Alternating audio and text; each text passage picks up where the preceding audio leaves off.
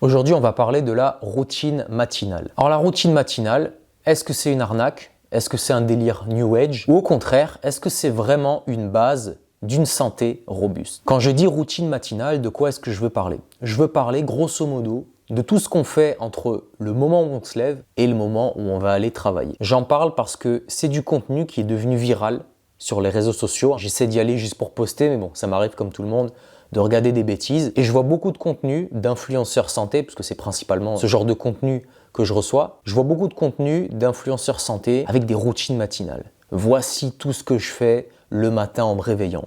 Je bois de l'eau citronnée chaude pour réveiller mon système digestif. Je fais du yoga, je vais faire ma séance de sport, je vais me balader, je vais faire du grounding. Je prends une douche froide, je me connecte à moi, je fais de la méditation, j'écris mes pensées dans un journal. Toutes ces choses-là sont des choses qu'on va retrouver dans les routines matinales. Elles sont censées nous énergiser, être bonnes pour notre santé, être un starter pour bien démarrer la journée. J'en parle aussi parce que des fois, j'ai l'impression, c'est moi qui suis biaisé peut-être, mais tu as l'impression que si tu fais pas 150 000 trucs le matin, après t'être réveillé, bah c'est pas bon. Donc je fais cette vidéo avant tout pour rappeler une chose, c'est que sur les réseaux sociaux, que ce soit YouTube, que ce soit Instagram ou n'importe quel autre réseau, c'est de la télévision. On ne sait pas ce que font les gens dans leur vie. Ça fait du beau contenu, ça fait des super vidéos avec de la musique, ça donne envie d'être réalisé, mais en pratique, combien le font? C'est pareil, tu prends un influenceur cuisine qui va faire une jolie recette, un super plat qui va demander 30-45 minutes de préparation.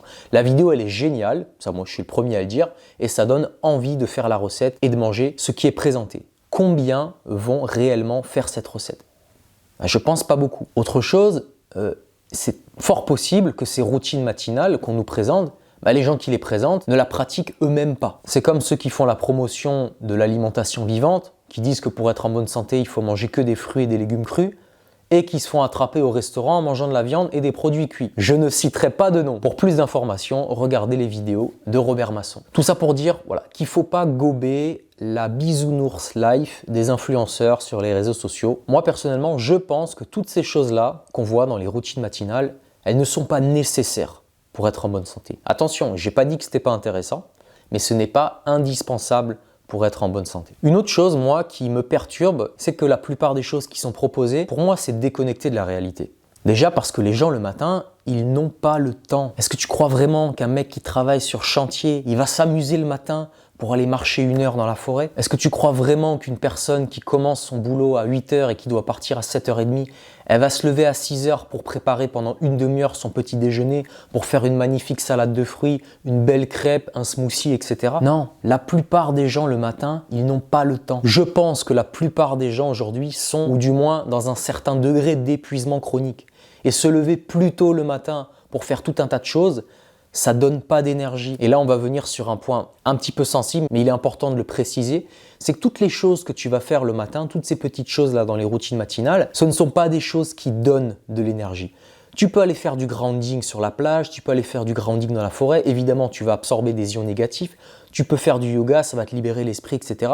Toutes ces choses sont bénéfiques, je ne dis pas le contraire. Elles peuvent même te permettre d'être plus serein pendant la journée et d'avoir une meilleure nuit le soir. Mais en soi, ce ne sont pas des choses qui donnent de l'énergie. Et là, je cite Albert Mosseri, les lois de la nature vivante, qui nous rappelle que la régénération se fait toujours dans le repos. Toujours dans le repos, jamais dans l'action. Donc si le matin on est fatigué, qu'on pense qu'on a besoin de faire 150 000 trucs pour se donner de l'énergie, je dirais à ces personnes-là, la première chose à faire, c'est de passer une bonne nuit. C'est ça qui va réellement te donner de l'énergie. Une autre chose aussi, c'est qu'à mon avis, quand on s'impose une certaine routine matinale, ça peut également être un stress psychologique du style « il faut que je me réveille tous les matins à cette heure-là pour faire ça, ça, ça et ça ». Sinon, ça va pas aller. Du coup, s'il y a des nuits où on dort moins bien, on aurait besoin peut-être de récupérer un petit peu plus le matin, on va pas se laisser la possibilité de le faire. Et s'il y a des matins où il y a un imprévu, ou si on rate telle ou telle partie de la routine matinale, on peut se dire mince, j'ai raté ma routine, ça va mal se passer pendant la journée. Donc ça aussi, il faut le prendre en compte.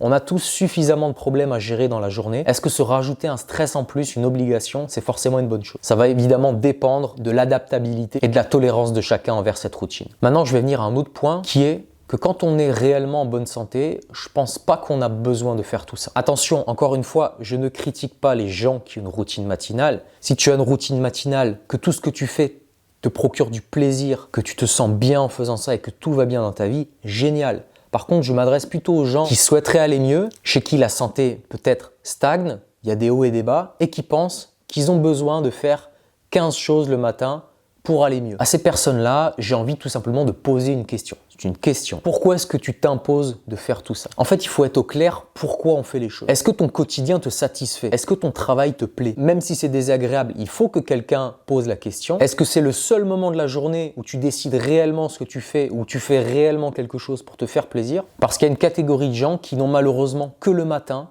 pour faire des choses pour eux, pour faire des choses qui leur plaisent, parce que le reste de la journée leur plaît pas vraiment. Et il faut peut-être se poser la question, qu'est-ce que je peux faire pour faire en sorte que mon quotidien, mes 8 heures entre guillemets de journée, soient de meilleure qualité, plutôt que de tout miser sur cette petite heure le matin avant d'aller au travail. Mais bon, ça c'est que mon avis et c'est plus facile à dire qu'à faire. Mais je pense qu'il faut au moins avoir l'honnêteté de se poser la question, pourquoi on a une routine matinale? J'en viens à mon prochain point. Donc je disais tout à l'heure que personnellement je ne pense pas qu'il soit nécessaire d'avoir une routine matinale extrêmement recherchée pour être en bonne santé. Pour moi, les deux seules choses importantes le matin, c'est de prendre un petit déjeuner solide, adapté à sa physiologie et de se mettre en contact le plus rapidement avec la lumière du soleil. C'est même une chose que moi, personnellement, je ne respecte pas forcément. Il y a des matins où je prends mon petit déj et je commence tout de suite à travailler sans forcément aller dehors. Mais j'essaye tous les matins de me choper quelques rayons de soleil. Ça, franchement, pour moi, c'est les deux choses les plus importantes. Et le reste à côté, c'est de l'artifice. Mais encore une fois, ce n'est que mon avis. Parce que je vais le rappeler, ce qui donne de l'énergie, c'est une bonne nuit de sommeil. Et ce qui procure également de l'énergie, c'est d'avoir une vie qui nous plaît. C'est de se lever le matin et se dire, chouette, aujourd'hui, je vais travailler sur quelque chose qui me plaît. Je dirais même, ça devient une source d'énergie infinie. Donc, pour conclure cette vidéo, demandez-vous si votre routine matinale, elle est là pour vous permettre d'échapper à votre quotidien ou si c'est un moment que vous avez choisi délibérément